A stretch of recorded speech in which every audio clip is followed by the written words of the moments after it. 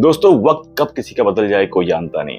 और आज मैं आपके सामने में एक ऐसा ही किस्सा लेके आया हूं जहां मैं बात करने वाला हूं रफी साहब के बारे में।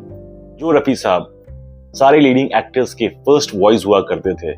एक समय ऐसा भी था कि एक लीडिंग म्यूजिक डायरेक्टर ने उनको डांट कर स्टूडियो से बाहर निकाल दिया था।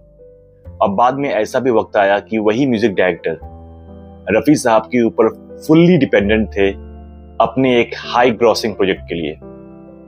पूरी कहानी क्या है, मैं किस म्यूजिक डायरेक्टर के बारे में बात कर रहा हूं और ऐसा क्या हुआ था, इसके बारे हम आराम से बात करते हैं।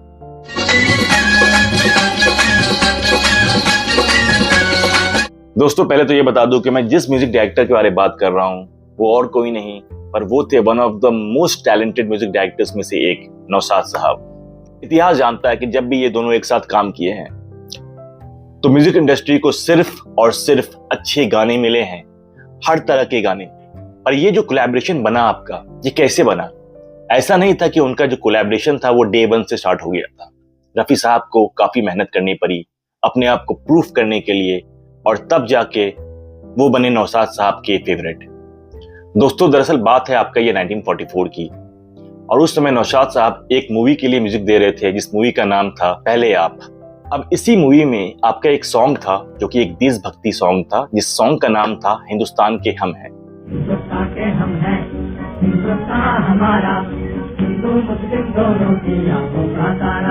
अब जरा आप सोचो कि रफी साहब उस समय द रफी साहब नहीं थे।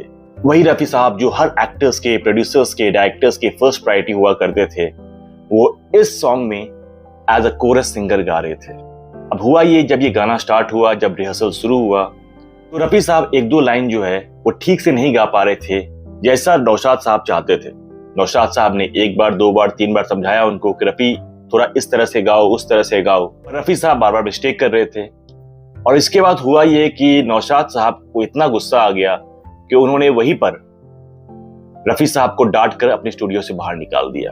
और इसके बाद क्या था, रफी साहब ने ना किसी से कंप्लेन किया, ना किसी से शिकायत किया, पर इसके बाद उन्होंने एक ही बात ठान लिया था कि मुझे अपनी आवाज पर और मेहनत करनी है। वो रियाज करना शुरू कर दिए, अपने वीकनेस को ओवरकम करना शुरू कर दिए। और फिर एक टाइम ऐसा भी आया जब रफी साहब द रफी साहब बन गए थे, क्योंकि इंडस्ट्री में जितने भी लीडिंग एक्टर्स थे वो धीरे धीरे रफी साहब को अप्रोच करते थे कि आप मेरे मूवी में गाना गाओ। और जब रफी साहब इतने पॉपुलर हो गए थे तो ये बात नौशाद साहब से कैसे छुपी रह सकती थी।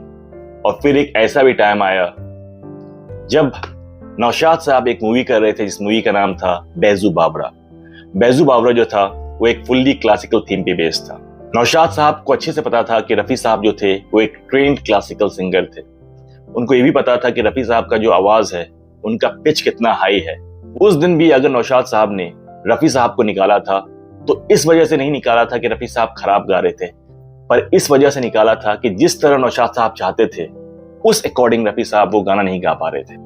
और जब बात आया बैजू बावरा का, तो इंडस्ट्री में अगर कोई सिंगर क्लासिकल सॉन्ग को जस्टिस देता था तो वो सिर्फ एक नाम था, वो थे हमारे रफी साहब।